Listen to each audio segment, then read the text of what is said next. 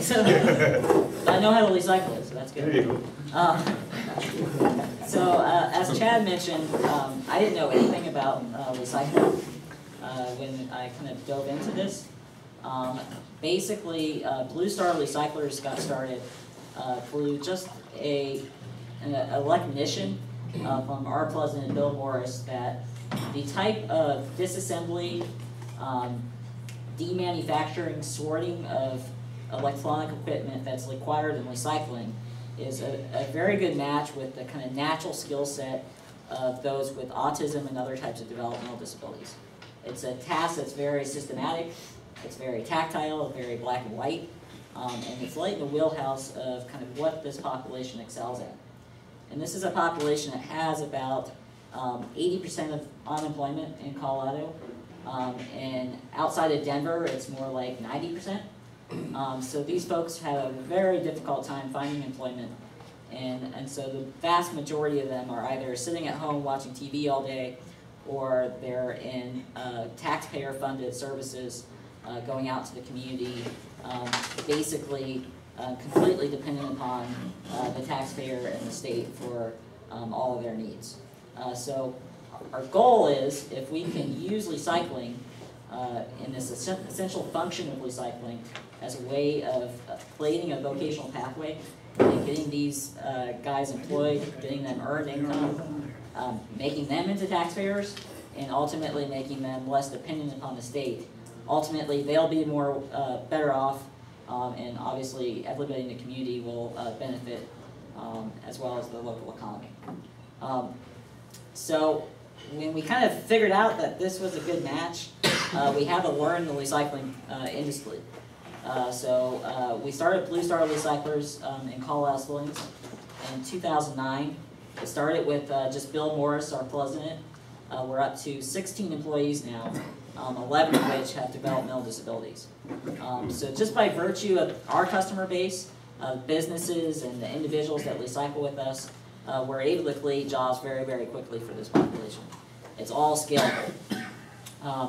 So we figured if we didn't know anything about recycling, and we were able to get to a point where we are financially sustainable, our operations pay for all of our costs, and we were able to make a dent in getting this population employed, then it should be possible to reproduce that model in other communities. So basically, this past year, we set out to kind of test whether or not that is a possibility. So we got some money from the Colorado Department of Public Health and Environment, and through that money we were able to form partnerships with Jack here in Pueblo, partnerships in La Junta and Canyon City as well, and basically kind of share what we know, help Jack avoid some of the mistakes that we made, and ultimately hopefully shorten that learning curve, so ultimately there'll be an ongoing recycling operation in Pueblo that will be using local individuals with disabilities as the primary employment force. So why does Colorado need electronic recycling through this model to put people with disabilities to work? And the reason is really twofold. The first is this population is having a very, very difficult time. Historically, there's some individuals that were able to get employed in grocery stores and fast food restaurants. However, in the recession of 2008, when the job market tanked, a lot of those positions were eliminated. They were either carved positions, or it became very competitive for non-disabled workers to kind of push these folks out. What we found when we started Blue Star is these folks were almost entirely dependent upon taxpayer support for all of their needs. A lot of these individuals have paid providers in their home setting. They have paid providers taking them out into the community, and ultimately 100% of their life is through these artificial taxpayer-funded relationships. And the other reason why this is so necessary is the environmental reason. Electronic recycling is something that is relatively new. I think most people are not very aware that things like a television, a computer, audio, video equipment is recyclable. And so the vast majority of this material either ends up going to the landfill or it ends up being stored in somebody's closet or basement. The problem is a lot of the components that make up this material are toxic. They have heavy metals like lead, mercury, beryllium, cadmium, and if they do end up in the landfill or in a ditch or exposed to the elements, they can leach into the soil, into the water. I think the difficulty with this waste stream is it's difficult to conceptualize it as hazardous. You look at the computer on this table, it's perfectly safe, we all utilize it, we're exposed to it every day, but you change the environment and the environmental consequences for the exposure of these heavy metals is very stark.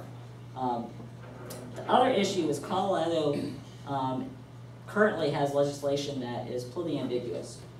Businesses, nonprofit organizations, public entities have to recycle this material, but the residential consumer does not. So if I take this computer and I put it in our company dumpster, potentially we could be fined. If I take this computer home and I put it in my personal garbage, there's no consequences of that. So we're in a situation where this material really does need to be recycled. 98% of everything that goes into it is fully recyclable, but the consumer isn't compelled to through the legislation, and the public awareness is so low. So really our pitch is, let's use this material as fuel for the economy. This material has value, and if we can target the disabled population, it has the potential to really change the dynamic both in the individual's life and the dependence upon, well, ultimately not very sustainable state-funded service programs. So, basically we can either utilize that material to help the environment, the community, the economy, or we can support the dumping of this material. I don't know if anybody saw the 60 Minutes episode a couple of years ago. A lot of times people are taking this material, scavenging the things that have value, and exporting the things that don't. So there's widespread human health and environmental consequences of that behavior. And also a lot of this material contains data that is potentially very sensitive that could lead to identity theft, the loss of financial information, personal information, business information. So we need to safeguard this material, we need to utilize the resources that are contained in them, and ultimately we need to use this material to cause a social benefit. So VERN really came out with the idea that the vast majority of Colorado, the vast majority of the country, doesn't have active, ongoing electronic recycling. So why not utilize this model where we can put a population that is very underemployed to work and solve both the environmental and the economic difficulty. So we kind of had a steep learning curve in this. We really made the discovery of the potential for kind of the marriage between the job tasks involved with the disassembly and sorting of equipment with the skill set of the autistic and developmental disability population in 2008. We had the opportunity to form Blue Star in 2009 as basically a way of increasing the growth of that program and having a kind of a local home for it. And then, as I mentioned, this past year, we had the opportunity to expand out into these other communities, not necessarily to set up a franchise of Blue Star in communities throughout Colorado, but to find a local entity that's doing good work, that has a good reputation, that can ultimately the local community can have ownership of that and utilize the local individuals with disabilities to make sure that each community is benefiting. ultimately, if Blue Star just comes down to Pueblo and takes the material, we're going to be taking the job potential with us. So why not keep that here in Pueblo, where the local economy and the local community can benefit. The cool thing about my job is I literally get to see the consequences of the work that we're doing almost immediately. The business is completely volume-based, so the more material we take in, the more jobs we can create, and it ends up being very, very dynamic. For every 20, 30 new business accounts, for every big recycling event, I can add an employee within a week.